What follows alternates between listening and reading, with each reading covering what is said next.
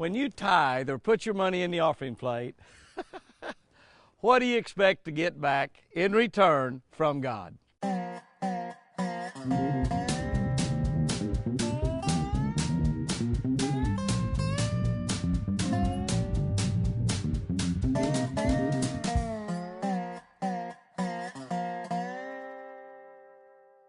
Good morning, guys and girls. How are y'all doing today? Spring has finally got here, hasn't it? It is about time. It came and left and came and left and came and left and came and left. But we finally have got into some really consistently pretty weather. A little stormy at times, but consistently pretty weather. Our scripture today is going to be out of Job. Poor old Job. You know, the great thing about Job is all the problems he went through. He never cursed God. He never turned his back on God. He always knew that God was the only thing that he could trust. When he lost everything else, his family, all of his wealth, his respect, even his health, he still trusted God. We all love Job, but the great thing about Job is the way it ended. Job got back twice of everything that he lost, including daughters that were beautiful. Not just daughters, but daughters that were beautiful. We all love beautiful daughters. I know I love mine. Job 41:11. Job 41:11.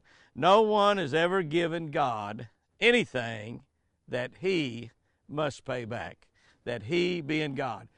In other words, you've never given God anything that he's got to pay you back for. He just doesn't have to do that. You know, we spend a lot of money and invest a lot of time trying to become better fishermen and catch more fish. You know, I've been doing this a long time, and I still do exactly that. I spend a lot of money and I invest more time trying to become a better fisherman.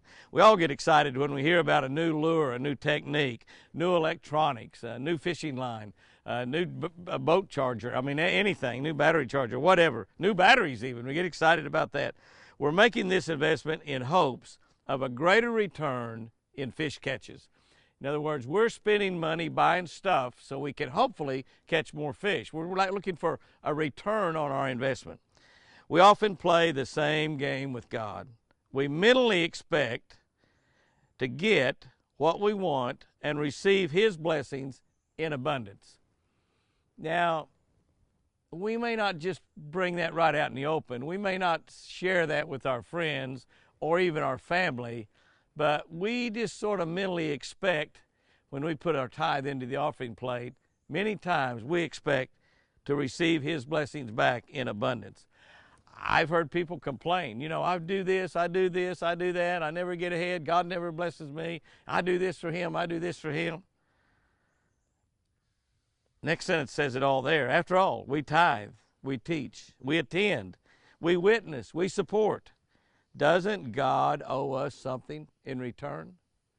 Boy, that's a big question right there. Doesn't God owe us something in return? Not at all. Everything that we have, including our money, our time, our talents, they're already gifts of God's love that he has for us back to us. In other words, so whatever we're given to God, our money, our time, our talents, that's something God's already given us. So really and truly, it's like if you gave me a couple of fishing lures, and we were out fishing, and I got to catching fish on them, and I said, you know, I've got 2 of these, and you say, well, I know, I gave you both of them. Well, yeah, but they're mine now. But if I gave you one back, you know, neither one of us owe anything to each other in return, because you gave me the lures in the first place. Everything you have, everything I have, are gifts from God already. What we choose, and here's the critical thing, what we choose to give back to him must be gifts out of our love for him, expecting nothing in return. That's an easy principle. It's very difficult to follow. I bet every one of you, I know I've been guilty of the same thing, especially when things are rough, especially when things get a little tough, when you have a little financial problem, or you have a little health problem, or you have some problems in your relationship. You're going, God needs to take care of this, because I tithe, because I teach Sunday school, because I'm a deacon, because, but that's not really true. We do all of that out of our love to him. And because he loves us so much, he'll bless us.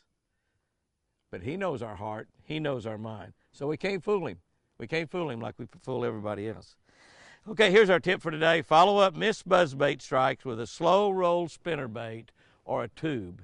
Now, those are good, excellent choices right there. A slow roll spinnerbait or a tube. If you get a miss on a buzzbait or a topwater, anytime you're throwing a bait up on top of the water and you miss, it's always good to go back with some other bait. I personally like those two baits for a couple of reasons.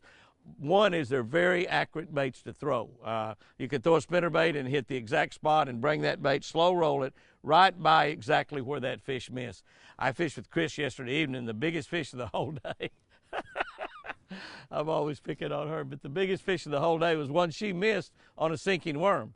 And she hadn't let it sink very far, and she got a bite and she hit it and her rod bowled up and she missed it. She said, whoa, that felt like a good one. So me being a great husband like I am, I thought I'd save the spot for her. So I thrown my spinnerbait over there and slow rolled my spinnerbait by it, just like I said right here.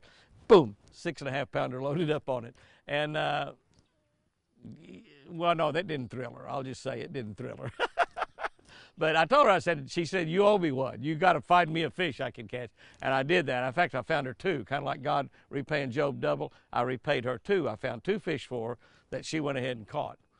Both of them together wouldn't weigh 6.5 pounds, but, you know, that's just it. But the main thing is follow up with a different kind of bait. Our tendency is to throw that buzz bait back in there again, come right back through there. Now, they might hit it. Sometimes they do.